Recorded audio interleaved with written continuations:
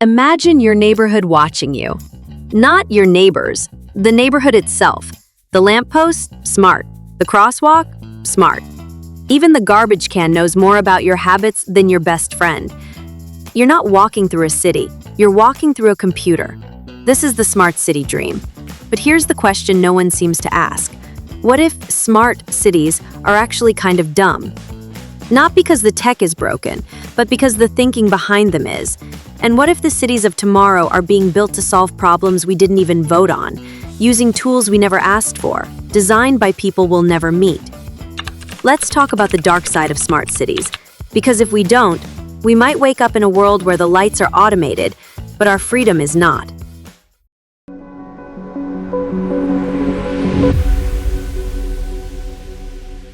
Before we dive in, please quickly hit the like button and subscribe to our channel. Your support makes a difference, allowing us to keep bringing you fresh, exciting content. Plus, it helps our community grow. Thanks for being part of it. Smart cities are sold to us like a digital fairy tale. Look, no traffic. Look, automated trash collection. Look, your fridge talks to the grid. And some of this is genuinely cool. In Singapore, for example, thousands of cameras and sensors monitor everything from road congestion to the cleanliness of drains. In Barcelona, public data dashboards give real-time insights into energy use.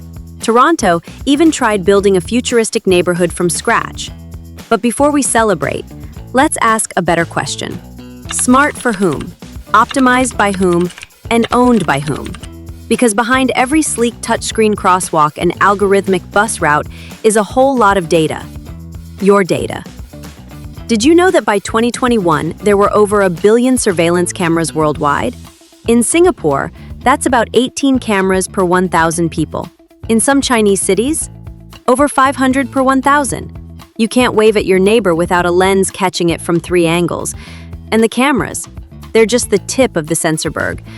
There are Wi-Fi trackers in malls, motion detectors in parks, Bluetooth sniffers on sidewalks. In Toronto, Google's Sidewalk Labs proposed putting sensors everywhere. Benches, traffic lights, sidewalks, garbage bins. Not to mention constant location tracking through connected devices. You don't need to carry a phone to be tracked. The city itself would track you. Let's get personal for a second. Meet Marla, a dog owner living 3 blocks from Toronto's Quayside neighborhood. When she heard that the new development would track foot traffic, public Wi-Fi usage, and even bench dwell times, she stopped walking her dog there. "I just don't want my habits feeding some company's data lake," she said. And she wasn't alone. Bianca Wiley, a local tech activist, raised alarms early. She asked, what if we simply said no? What if we don't want to be tracked in our public spaces at all? That's the crux of it. We're not being asked. We're being logged. Sidewalk Labs claimed they'd anonymize the data, but Anne Cavoukian, Ontario's former privacy commissioner, quit the project when she found out that it wouldn't be the default. Her words? "I thought this was going to set a gold standard. Instead, it felt like a data grab in a trench coat." Now, let's shift gears. Let's say you don't care about surveillance. You're all in on optimization. Faster buses, better waste collection, bring it on. But here's a twist. What if smart cities are too optimized for their own good? Think of it like a Jenga tower. Stacked beautifully, balanced perfectly. But remove one piece. One glitch, one power outage, one software bug, and it all comes crashing down. Take Songdo, South Korea, a city built from scratch to be smart. Everything is wired. There are underground vacuum tubes for trash, sensors on everything, and AI-driven traffic flow. Sounds like utopia, right? But early residents complained it felt sterile, empty, like a giant tech demo that forgot to include life. Garbage tubes jammed, sensors misfired. The city was optimized, but not humanized. This is the dark side of over-optimization. We build systems that run perfectly, until they don't. Then it's not just inconvenient, it's catastrophic. In San Francisco, a software bug once shut down the entire subway fare system. In Haifa, Israel, hackers brought city traffic to a crawl. In Los Angeles, 2 traffic engineers hijacked signal systems during a labor dispute, jamming major routes for days. These weren't evil geniuses. They were just smart people with access. So the question is, when everything's automated, who's left holding the manual override? Here's the twist. This isn't just about sensors or traffic lights or smart fridges. This is about power. Because the smarter the city becomes, the easier it is to shift control away from people and into systems no one voted for. Take algorithms. Many cities now use them to decide where to send police, where to fix potholes, where to build housing. But who built the algorithm? What data did it use? Can it be audited? Can it be questioned? Most of the time, no. If the algorithm says your neighborhood is low priority, good luck getting your streetlight fixed. Welcome to the era of invisible governance, where power doesn't wear a badge or sit in City Hall. It lives in a server farm owned by a company you've never heard of. In many ways, the smart city replaces your mayor with a recommendation engine.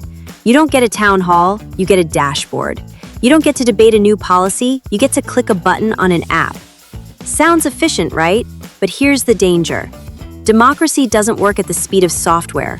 It works at the speed of conversation. Let's bring it back to Barcelona. When Ada Colau was elected mayor, she said enough with the black box tech. Her team declared, data belongs to the people, not the platforms. They built Decidim, a digital platform where citizens can propose and vote on actual urban policies. They even forced telecom companies to hand over city data in open formats, so public decisions weren't based on proprietary reports, but shared truth. Barcelona proved that tech doesn't have to dominate democracy. It can support it. You just need the political courage to say no to the shiny black box. Let's imagine for a moment, what if your city asked for your consent before tracking your movement? What if you could inspect the algorithm that prioritizes your neighborhood's needs? What if citizen assemblies help write the rules for every new urban sensor? What if smart didn't mean optimized, but empathetic, participatory, transparent? A smart city where tech doesn't overpower humans, it amplifies them. Where sensors don't spy, they listen. Where data isn't harvested, it's shared, securely, for the common good. That's not utopian, that's just thoughtful design. So, are smart cities a dumb idea? Not if we do them right. But right now, too many of them are being done to people, not with them. Here's what you can do. Ask your city who owns the data. Push for open data laws. Demand accountability for algorithms. Ask who wrote them, who audits them. Participate. Join local planning boards. Support citizen assemblies. Protect public spaces. Say no to censors unless there's transparency and consent. Tell stories.